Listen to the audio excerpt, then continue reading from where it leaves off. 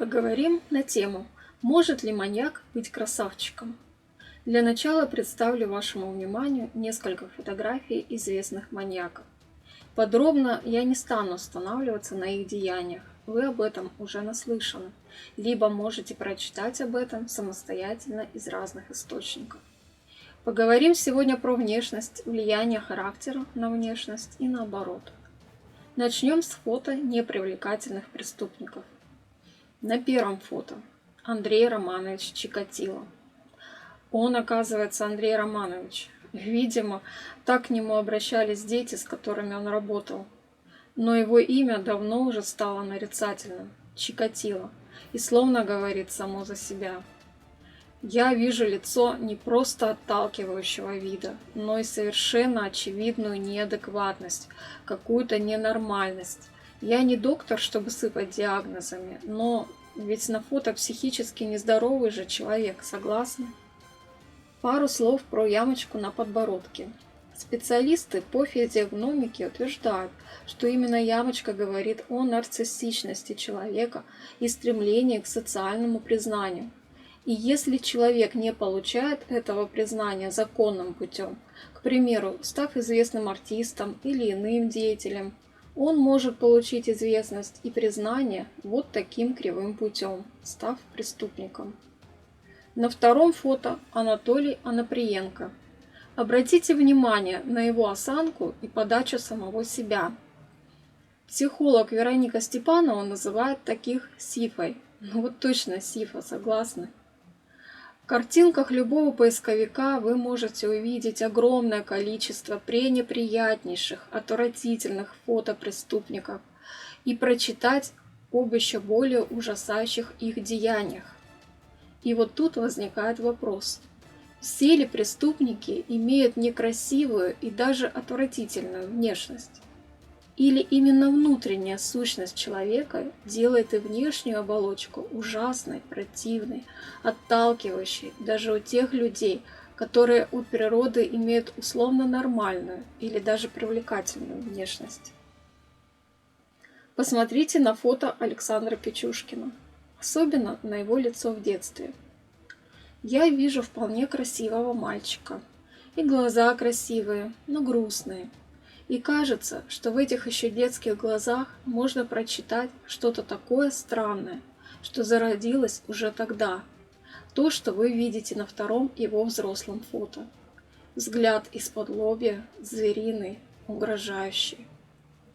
И от природы правильные черты лица принимают другой вектор, в сторону мрачности, жесткости и жестокости.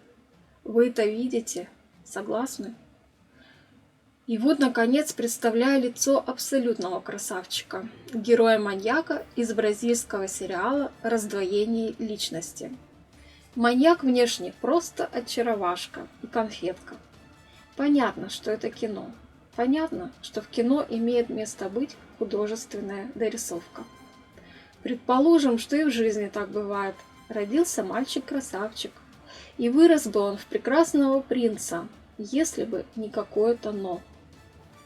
Если почитать про детство преступников, то в нем будет много чего страшного и болезненного для тела и психики.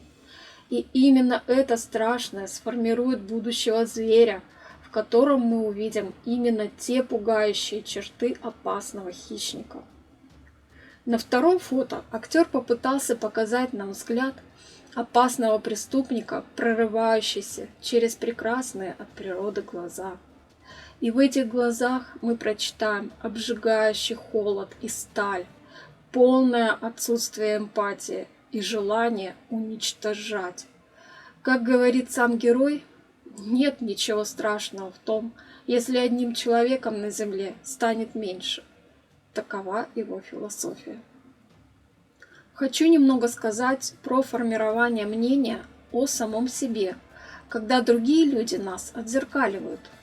Кто первый человек, качающий колыбель младенца, является зеркалом для ребенка? Да, это, как правило, мама.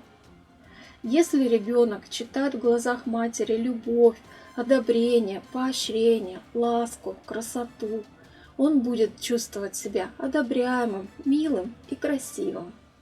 Если в глазах матери ребенок видит холод, ненужность, отвержение, ненависть, неприятие или даже отвращение, именно таким он и будет чувствовать себя никому не нужным, отверженным, противным и отвратительным.